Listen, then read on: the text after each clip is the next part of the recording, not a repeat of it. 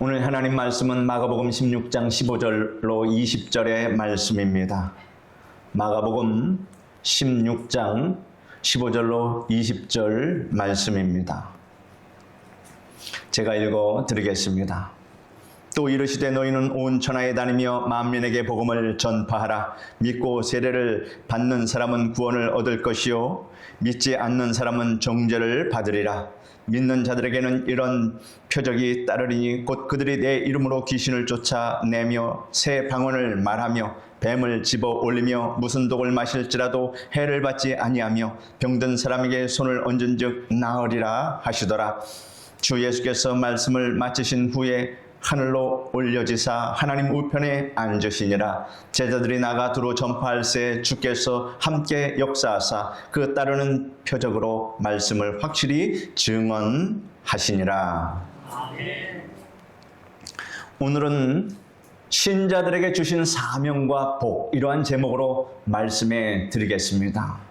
본문 말씀은 부활하신 예수님께서 하늘로 올라가시기 전에 마지막으로 남긴 말씀 중에 하나입니다.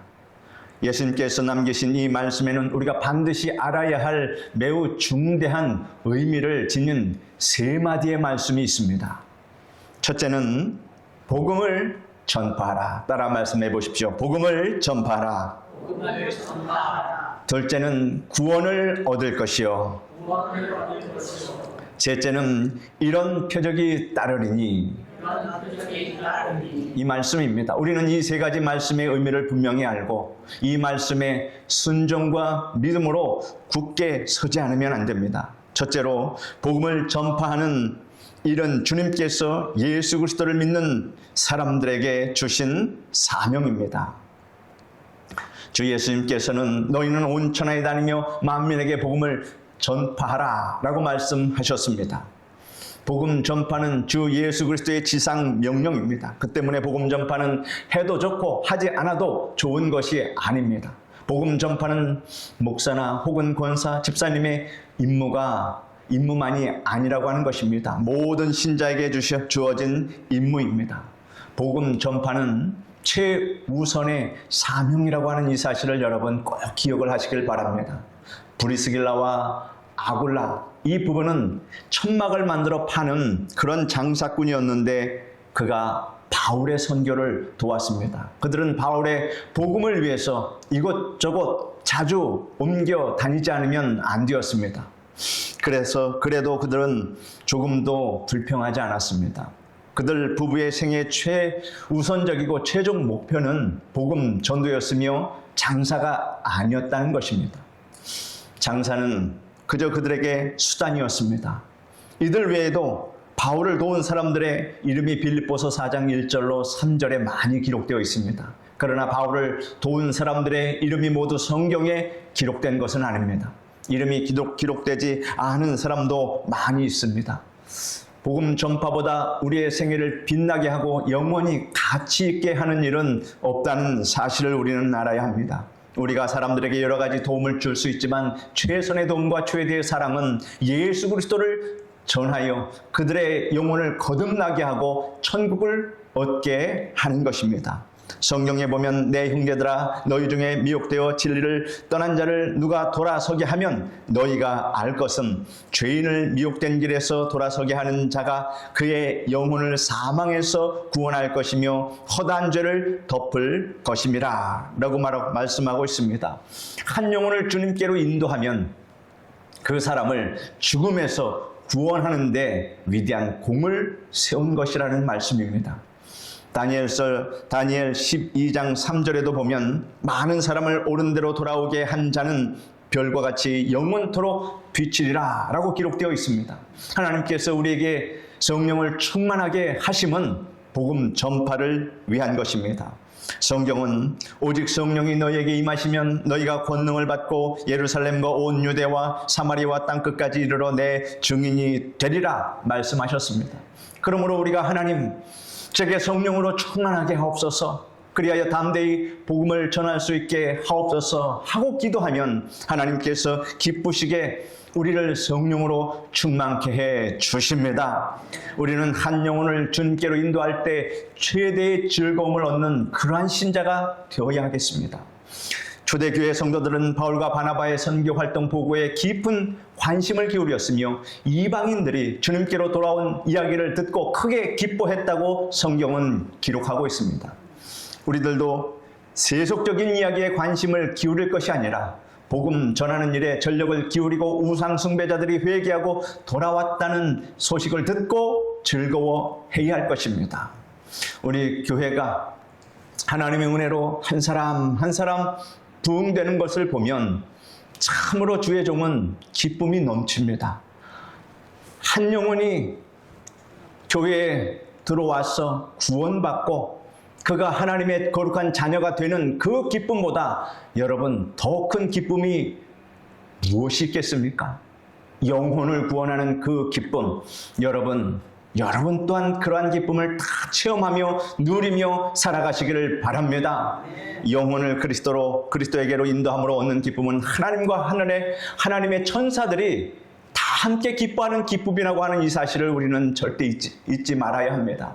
예수님께서 한 영혼이 주님께 돌아올 때 하늘에서 얼마나 기뻐하시는가를 세 가지 비유를 들어서 연속적으로 말씀해 주셨습니다.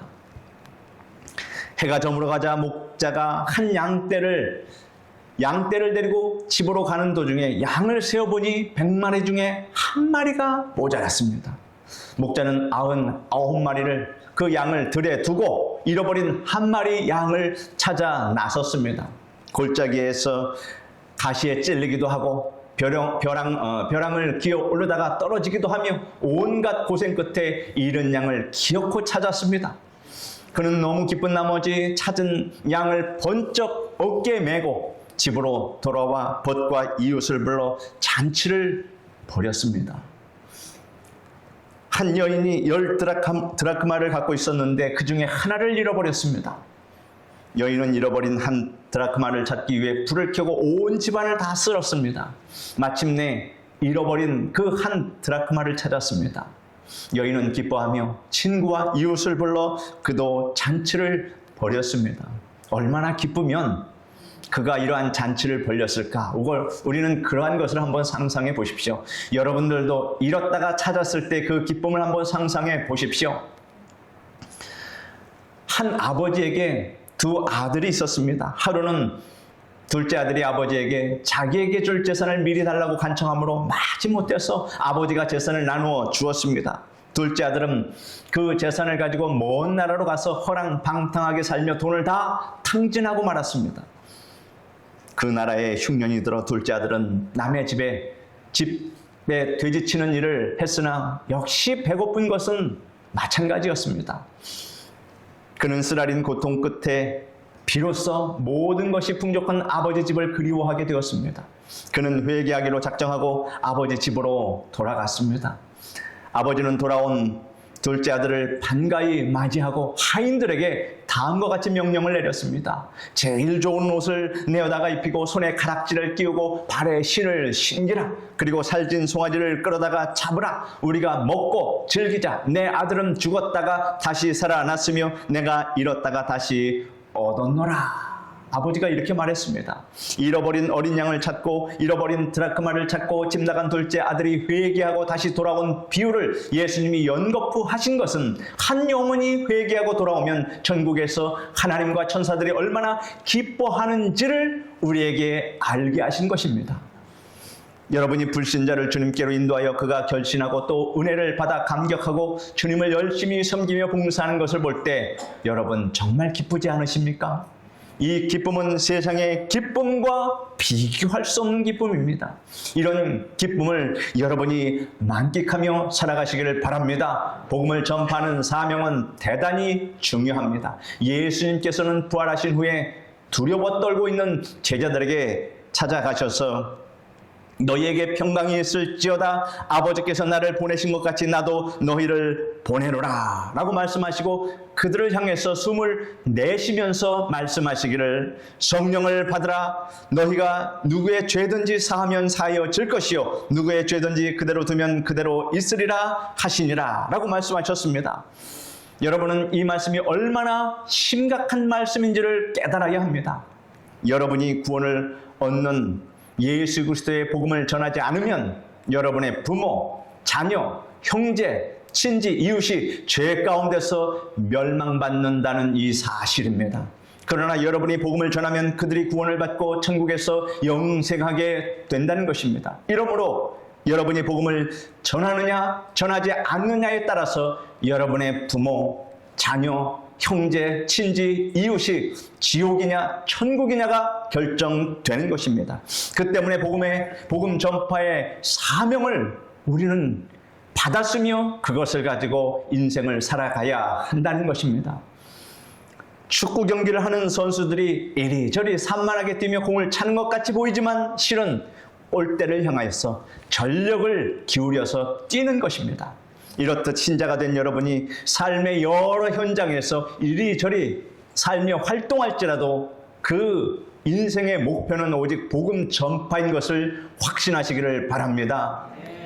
둘째로 예수 그리스도를 믿는 자가 주님으로부터 받는 최상의 복은 구원을 얻는 복임을 확실히 알아야 할 것입니다. 여러분 따라 말씀해 보십시오. 나는 예수님을 믿고 구원을 받았다. 아멘. 이 말씀을 따라 말하고 아멘으로 고백한 여러분은 최상의 복을 받은 사람이라는 것을 제가 자각해서 말씀드리는 것입니다. 성경은 믿고 세례를 받는 사람은 구원을 얻을 것이요 믿지 않는 사람은 정죄를 받으리라 라고 말씀하셨습니다. 정죄란 죄가 있다고 판결하는 것이 정죄입니다. 꿈속에서도 소망하며 너무나 살고 싶었던 아파트가 높은 경쟁률에도 불구하고 내게 당첨되어서 분양권을 받았다면 여러분은 그 분양권을 소홀히 여길 수 있겠습니까? 그 분양권을 소홀히 여길 사람이 있겠습니까? 성도 여러분, 천국을 분양받는 것과 같은 구원의 복을 소홀히 여기는 미련한 사람은 되지 말아야 할 것입니다. 열심히 잘 믿으려고 애를 쓰다가 환난과 시련이 너무 깊고 기도의 응답이 지연되면 그만 원망하고 불평하고 하나님이 나를 버리셨다 이렇게 생각하고 자기도 하나님을 버리고 떠나는 어리석은 사람이 있습니다. 여러분, 예수님을 왜 믿습니까? 구원을 얻기 위해서입니다. 다른 이유는 없습니다.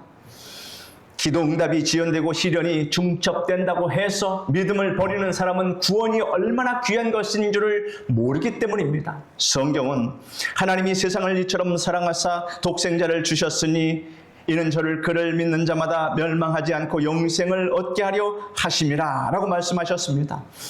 예수님께서 인간의 몸을 입으시고 우리의 죄를 대속하시기 위해 십자가에 달려 몸 찢기고 피 흘려 죽기까지 하셨는데 기도 응답이 지연되고 환난이 계속된다고 해서 구원의 은혜를 망각하고 구원을 등한히 여기고 하나님을 버린다면 주님의 심판을 면할 길이 없다는 것입니다. 성경에 보면 이같이 기록되어 있습니다. 여러분 잘 참고하면서 들으시길 바랍니다.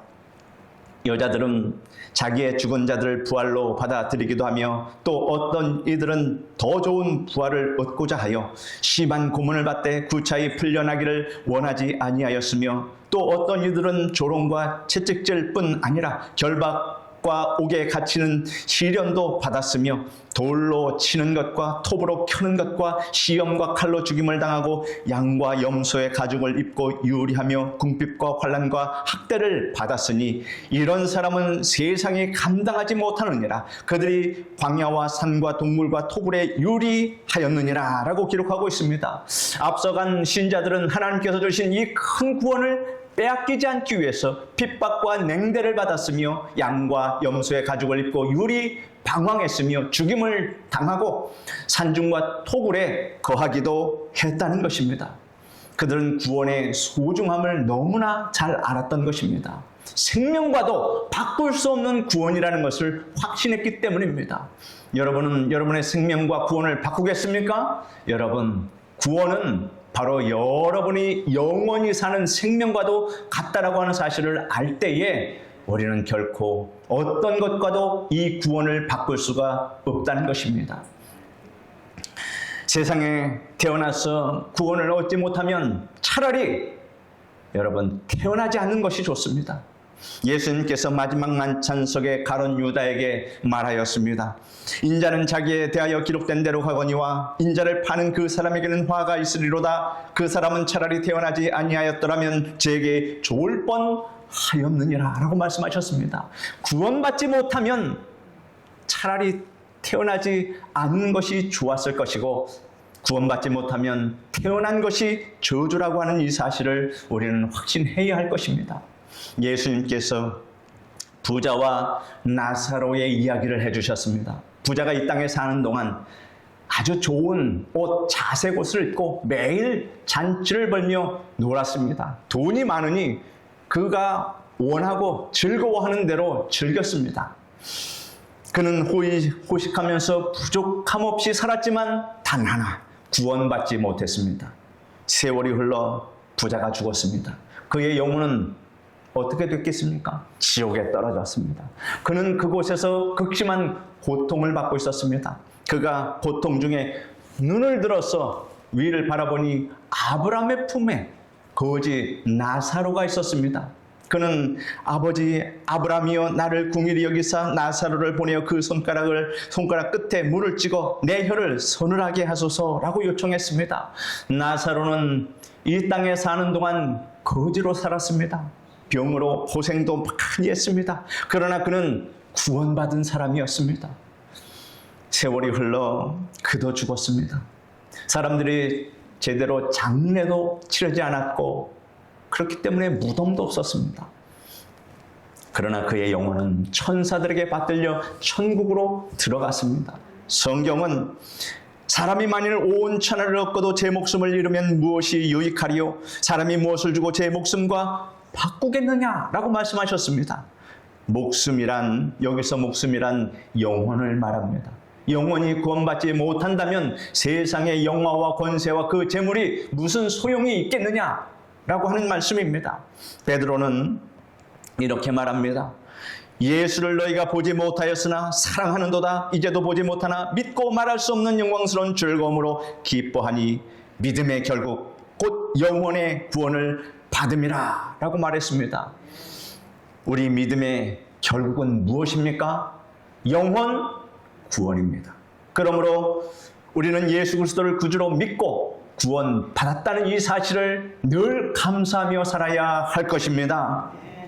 셋째로, 구원의 큰 복을 받은 사람에게는 여러 가지 표적이 따르게 된다라고 하는 사실입니다.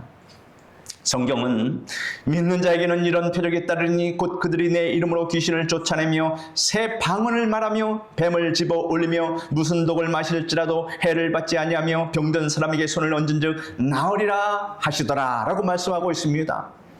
구원의 큰 복을 얻은 사람은 귀신을 쫓아낼 수 있습니다.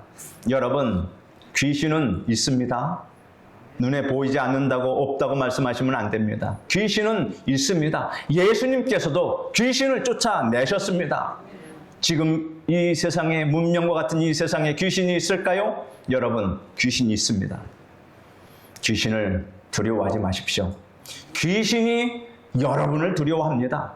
귀신은 예수님을 믿는 사람들을 두려워하게 되어 있습니다. 여러분의 배후에는 예수 그리스도의 그 위엄이 있기 때문에 귀신이 찾아오지 못하는데, 여러분이 예수님을 믿는다고 하면서 성령으로 충만하지 아니하면 귀신들이 여러분을 우습게 봅니다. 그래서 여러분을 장악합니다. 이것이 문제라고 하는 사실입니다. 성경에 그런즉 너희는 하나님께 복종할지어다 마귀를 대적하라 그리하면 너희를 피하리라 이렇게 기록되어 있습니다. 귀신은 예수 그리스도의 이름과 보혈과 말씀을 두려워합니다. 주님께서 전도하라고 보냈던 70명이 전도하고 돌아와서 보고할 때 주여 주의 이름으로 귀신들도 우리에게 항복하더이다 라고 했습니다. 여러분이 보혜사 성령님과 함께 나아가면 귀신은 한 길로 왔다가 7길로 물러가는 것입니다. 성경에 귀신을 쫓아내라고 말씀하셨지 귀신과 대화하라고 말씀하지 않았습니다. 그러므로 사이비 이단에 빠진 자들과 결코 대화해서는 안 됩니다. 그들과 교제해서는 안 됩니다. 그들이 아무리 잘한다고 하고 그들이 밥을 사준다, 뭐 한다 라고 불러내도 여러분 결코 그들과는 대화하면 하나님 말씀을 무시하는 꼴이 되고 하나님께 반드시 징계를 받게 되어 있다. 그들은 물리치고 멸시할 대상이지 여러분 그들을 어떻게 해보겠다고 여러분 그것도 힘듭니다. 그러므로 아예 그런 자들과는 상종하지 않는 여러분 되시기를 바랍니다. 귀신은 거짓의 아비 사탄에게 속한 악령입니다. 성경에 그는 처음부터 살인한 자요 진리가 그 속에 없으므로 진리에 서지 못하고 거짓말을 할 때마다 제 것으로 말하나니 이는 그가 거짓말쟁이요 거짓의 아비가 되었습니다 라고 말씀하고 있습니다. 만약 마귀가 들어와 여러분을 괴롭히면 예수 그리스도의 이름과 보혈의 능력으로 말씀으로 마귀를 쫓아내시기를 바랍니다. 그리고 구원의 큰 복을 받은 사람은 새 방언을 말합니다. 새 방언이라고 했습니다. 성령 세례의 표적과 은사로서 우리는 방언을 말하게 됩니다. 사도행전 2장에 보면 120문도가 마가의 다락방에 모여서 열렬히 기도할 때 오순절날이 이름에 급하고 강한 바람 같은 소리가 온 집안에 가득하며 불의 혀같이 갈라지는 것이 각 사람 위에 임하여 있더니 저희가 다 성령의 충만함을 받고 성령이 말하게 하심을 따라 다른 방언으로 말하기를 시작했다라고 기록하고 있습니다. 바울이 다메섹 도상에서 회개한 다음 형제 아나니에게 안수 기도를 받을 때 성령 충만함을 받았다고 기록하고 있습니다. 그 중에 나중에 그는 말하기를 내가 너희 모든 사람보다 방언을 더 말함으로 하나님께 감사하노라 라고 이렇게 말한 적이 있습니다. 베드로가 이방 백부장과 고넬료의 집에 갔을 때 고넬료가 가족과 가까운 친구들을 모아놓고 기다리고 있었습니다. 베드로가 그들에게 말씀을 전할 때 성령이 말씀을 듣는 그 모든 사람에게 임하였습니다. 그들이 방언을 말하며 하나님을 높였다라고 사도행전에 기록하고 있습니다. 말씀을 전할 때 성령이 임하였고 그들이 입에서 방언이 터져 나온 것입니다. 바울이 에베소 교회를 방문했을 때 신자들이 나약해 보여서 너희가 믿을 때 성령을 받았느냐라고 이렇게 물었습니다. 그들이 대답하기를 우리는 성령이 있음도 알지 못하였노라 라고 말하였습니다. 바울이 그들에게 말씀을 증거하고 세례를 주고 안수함에 성령이 임하심으로 방언도 하고 예언도 하는데 모두 12사람쯤 되었다라고 기록하고 있습니다. 구원의 큰 복을 받은 사람은 성령 세례의 표적과 은사인 방언만 말하는 것이 아니라 더 넓은 의미에서 새 방언을 말한다라고 기록하고 있습니다. 다시 말해서 은혜로운 언어, 천국의 언어를 쓰기 시작한다라고 하는 것입니다. 그래서 우리 성도들에게 제가 우리 성도들끼리 하대를 하거나 반말하거나 호칭을 부를 때 님자 붙이지 아니하면 안 된다고 말씀하신 것이 바로 이것입니다. 새 방언을 말하는 그러한 성도가 되시기를 바랍니다. 성령 받았는데 성령 받지 않은 것처럼 세상 사람들이 쓰는 언어를 여러분 성도들끼리 서로 주고받는다면 저는 그렇게 생각할 것입니다. 우리 집사님은, 우리 권사님은 아직 성령 안 받으셨구나. 아멘? 저는 그렇게 생각할 겁니다. 그래서 새 방언을 여러분 항상 쓰시길 바랍니다. 여러분이 새 방언을 쓰는 것은 성령 받았다는 증거입니다. 우리가 구원을 받기 전에는 눈에 보이는 대로 자신이 느끼는 대로 원망하고 불평하고 비난하고 탄식했습니다. 그러나 예수님을 믿고 구원을 받고 나면 새로운 말이 우리 입에서 나오게 되는 것이 자연스러운 것입니다. 눈에는 아무 증거 안 보이고 손에는 잡히는 것 없고 내일 앞길이 칠흑같이 어두울지라도 하나님의 약속의 말씀을 부여잡고 믿음의 말 따라 말씀해 보십시오. 믿음의 말, 소망의 말, 사랑의 말을 하시기를 바랍니다. 이것이 새 방언입니다. 여러분, 새 방언을 너무 어렵게 생각하지 마십시오.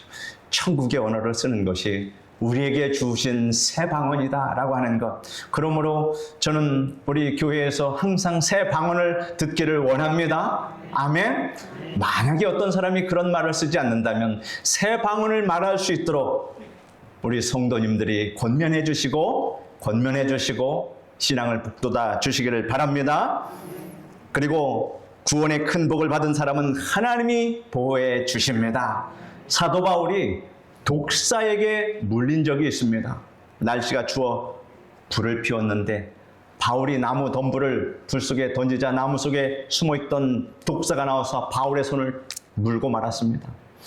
이것을 본 그 원조민 토인들이 말합니다. 이 사람은 살인자로다. 바다에서는 구원을 얻었으나 공의가 그를 살지 못하게 하심이라. 이렇게 말했습니다. 바울은 물고 있는 그 독사를 툭 쳐서 불에 떨어뜨렸습니다. 토인들은 바울이 즉사할 줄 알았습니다. 그리고 바울을 유심히 지켜봤습니다. 저가 언제 죽을까? 그런데 아무 일도 일어나지 않았습니다. 그러자 토인들이 이제는 놀라면서 바울을 오히려 신이라고 그렇게 숭배했습니다. 이 일이 기회가 돼서 바울은 그들에게 예수 그리스도의 복음을 전하여 수많은 사람들, 그 섬에 있는 모든 토인들을 다 구원의 길로 인도했다라는 이 사실을 우리는 잘 알고 있습니다. 바울은 토인들의 추앙을 받았지만 결코 교만하지 않았고 더욱 겸손하게 되어서 복음 전도에서 많은 기적과 표적을 그가 나타냈다라고 하는 사실입니다. 여러분이 예수님을 믿고 구원받기 전에는 마음속에 탐욕이 가득 차고 교만했을지도 모릅니다. 그러나 구원을 받고 보니 교만할 것이 전혀 없습니다. 도리어 다른 사람을 나보다도 더 높게 여기고 탐욕 없이 하나님께서 주신 대로 감사하며 살게 된다는 사실입니다. 구원받은 여러분은 사도 바울처럼 모든 위험으로부터 하나님이 보호해 주심을 믿고 감사하는 여러분 되시기를 바랍니다. 구원의 큰 복을 받은 사람은 무슨 독을 마실지라도 해를 받지 않는다고 했습니다. 오늘날 환경 오염이 얼마나 심합니까? 그리고 곡식이 오염되고 과일이 오염되지만 주님께 감사하며 먹는 사람은 해를 받지 않는다는 것입니다. 이 세상은 천국이 아니기 때문에 오염된 것을 어쩔 수 없이 먹는 경우가 있습니다. 그것이 몸속에 들어갔을 때 이제는 어떡할까 염려하지 마시고 하나님께서 치유하여 주셔서 무슨 독을 마실지라도 하나님 해를 받지 않도록 나의 몸을 주장하여 주시옵소서, 건강케 하여 주시옵소서, 기도하시고 담대하게 하십시오. 그럴 때 하나님께서 놀라운 기적을 여러분이 알지 못하는 가운데서도 베풀어 주신다라고 하는 사실입니다. 여러분, 또 환경 오염뿐만 아니라 정신세계, 정신적으로도 얼마나 오염이 많이 됐습니까? 얼마나 타락했습니까? 세상에서 시간이 쫓기고 다람쥐 쳇바퀴 돌듯 늘 똑같은 생각을 하다 보면 우울해지고 분노가 생기고 불안하고 염려하게 됩니다. 그러나 우리가 매일 저녁 기도회, 수요 예배, 금요 기도회, 주일 예배 때 교회에 나와서 하나님께 예배드리고 기도하고 찬송하고 말씀을 읽고 성령으로 충만하면 하나님께서 정신적인 오염에서도 우리를 맑게 지켜주십니다. 구원의 큰 복을 받은 사람이 병든 사람에게 손을 얹으면 낫게 됩니다. 여러분이 믿지 않는 가족이나 친지나 구역 식구를 위해 손을 얹고 간절히 기도할 때 하나님께서 그 병을 고쳐주신 것을 한두 번 이상은 체험했을 것입니다. 예수님을 믿는 자에게 따르는 표적이 앞에서 말씀드린 이 5가지로 한정되는 것은 아닙니다. 다만 몇 가지 예를 든 것뿐입니다. 그러므로 예수님을 믿고 따를 때에 우리에게 나타나는 표적은 참으로 다양하다라고 하는 것을 우리는 알아야 합니다. 믿는 자들에게 하나님께서 함께해 주심으로 셀 수 없는 표적이 여러분들 인생 가운데 따르게 됩니다. 오늘 본문 말씀을 통하여 나는 여러분에게 신자들의 생애에 부여된 제일 중대한 사명과 복에 대해 말씀드렸습니다. 예수 그리스도를 믿는 우리가 받은 최대의 사명은 복음을 널리 전파하는 것이며 우리가 받은 최대의 복은 구원입니다. 그리고 덤으로 주시는 여러 가지 표적도 우리 신앙생활 가운데서 은혜롭게 나타나게 된다는 사실입니다. 사랑하는 성도 여러분, 부활하신 예수님께서 승천하시기 직전에 마지막으로 하신 의미심장한 말씀, 오늘 본문의 말씀, 여러분이 그곳에 참석한 사람이라고 가정하고 생각해서 소리내어서 우리 다 같이 읽어봅시다. 너희는 온 천하에 다니며 만민에게 복음을 전파하라. 믿고 세례를 받는 사람은 구원을 얻을 것이요 믿지 않는 사람은 정죄를 받으리라. 믿는 자들에게는 이런 표적이 따르리니 곧 그들이 내 이름으로 귀신을 쫓아내며 새 방언을 말하며 뱀을 집어 올리며 무슨 독을 마실지라도 해를 받지 아니하며 병든 사람에게 손을 얹은즉 나으리라. 아멘. 기도하겠습니다. 거룩하신 하나님 감사합니다. 예수 그리스도께서 승천하시기 전에 제자들에게 남긴 이 귀한 말씀을 예수님의 유언처럼 우리가 받들고 우리 인생을 살아갈 수 있도록 주여 도와 주시옵소서. 예수님께서 주신 복음 전파의 사명을 게을리 여기지 않게 도와주시옵시고 믿는 자들에게 따르는 표적과 그 기사 또한 우리가 날마다 체험하며 살아갈 수 있도록 도와주시옵소서. 예수님의 이름으로 기도드립니다. 아멘.